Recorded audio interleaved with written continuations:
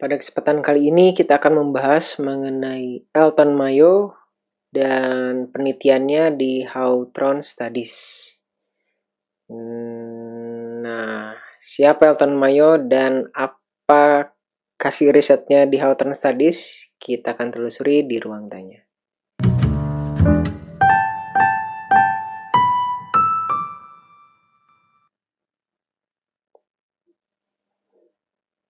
Assalamualaikum warahmatullahi wabarakatuh. Jadi kita langsung saja membahas siapa itu Elton Mayo.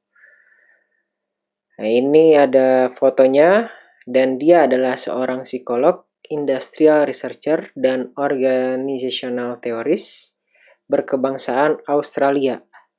Nah, beliau menjadi profesor di Harvard University dan salah satu peneliti di Hawthorne Plant miliknya Western Electric Company di Illinois, Amerika Serikat, dan menjadi tokoh Human Relation Movement.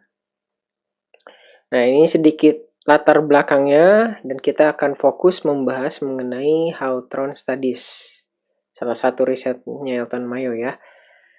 Nah, di sini ada 3 buah eksperimen yang dilakukan Mayo dan koleganya di Hawthorne. Eksperimen yang pertama adalah Illumination Experiment, bukan Illuminati ya. Kemudian ada Relay Assembly Experiment dan Bank Wire Experiment. Nah, pada episode kali ini kita hanya membahas 2 saja ya, Illumination dan Relay Assembly. Nah, langsung saja kita bahas yang Illumination Experiment. Di sini kita melakukan eksperimen untuk mengetahui tingkat cahaya terhadap produktivitas. Nah, kontrolnya itu tingkat cahayanya 24 foot candle ya, ini satuan intensitas cahaya. Nah, ini yang jadi kontrol.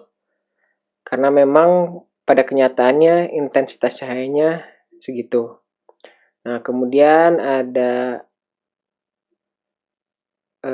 kelompok yang kedua, diperlakukannya pencahayaannya 46 foot candle, dan kelompok ketiga itu 70 foot candle. Nah, ternyata hasilnya sudah bisa ditebak ya, bahwa produktivitasnya akan meningkat di 46 foot candle dan di 70 foot candle juga produktivitasnya meningkat. Nah, yang menariknya adalah di kelompok kontrol pun ternyata produktivitasnya meningkat dibandingkan dengan orang-orang yang ada di luar eksperimen. Nah, kenapa ya kontrolnya juga meningkat dibandingkan dengan keadaan nyatanya? Nah, setelah itu dilakukan eksperimen tambahan, dibuatlah ruangan yang lebih redup atau 10 foot candle. Hasilnya menurun apa meningkat? Ya, di luar dugaan ternyata produktivitasnya pun meningkat. Ya, walaupun lebih redup, produktivitasnya meningkat. Nah, kenapa seperti itu? Nanti akan dijelaskan di belakang, tapi kita akan membahas dulu yang namanya Relay Assembly Experiment, di mana sekelompok orang itu bekerja, diatur jam kerjanya.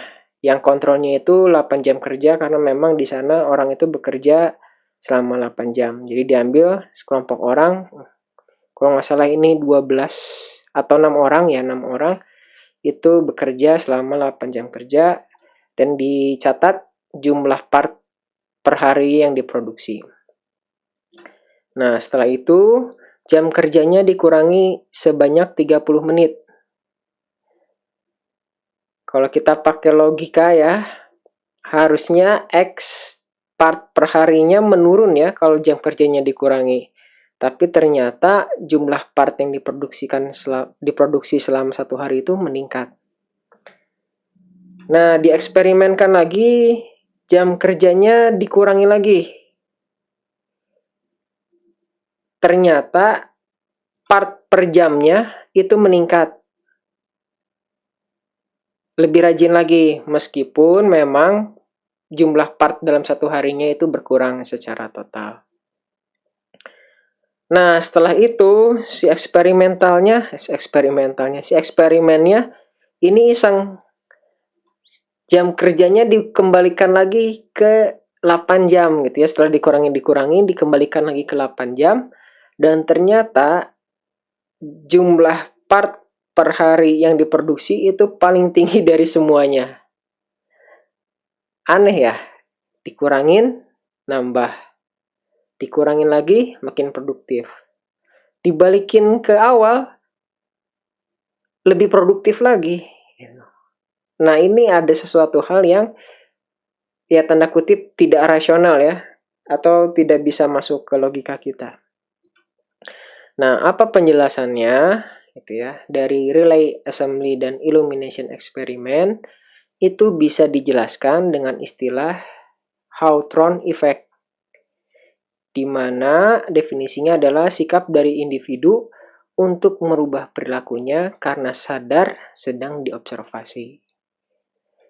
Jadi, kenapa meningkat dan jadi tidak logis? Ya karena sedang diobservasi.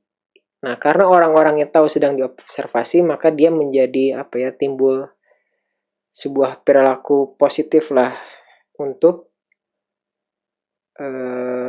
meningkatkan produktivitas. Ada juga analisis bahwa dia merasa menjadi bagian yang penting dari pertumbuhan organisasi karena tahu sedang ada eksperimen, makanya dia menjadi produktif.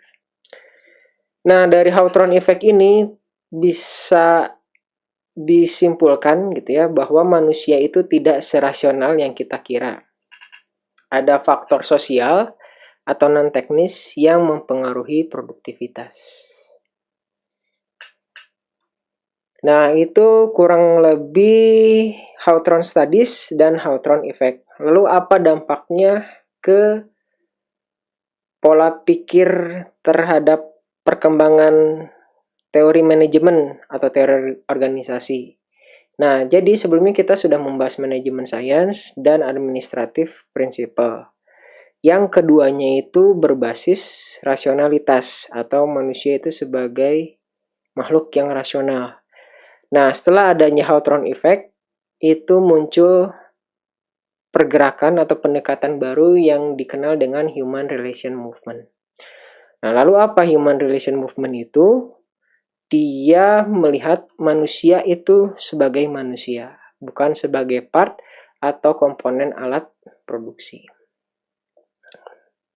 Nah, lalu di episode selanjutnya kita akan lihat teori-teori atau pemikiran yang berkait dengan Human Relation Movement.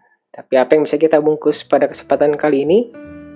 Elton Mayo, salah satu peneliti Hawthorne Studies, melihat faktor non-teknis atau sosial ternyata berpengaruh terhadap produktivitas pekerjaan.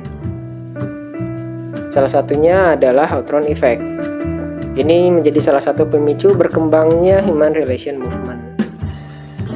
Terima kasih, mudah-mudahan bermanfaat. Wassalamualaikum warahmatullahi wabarakatuh.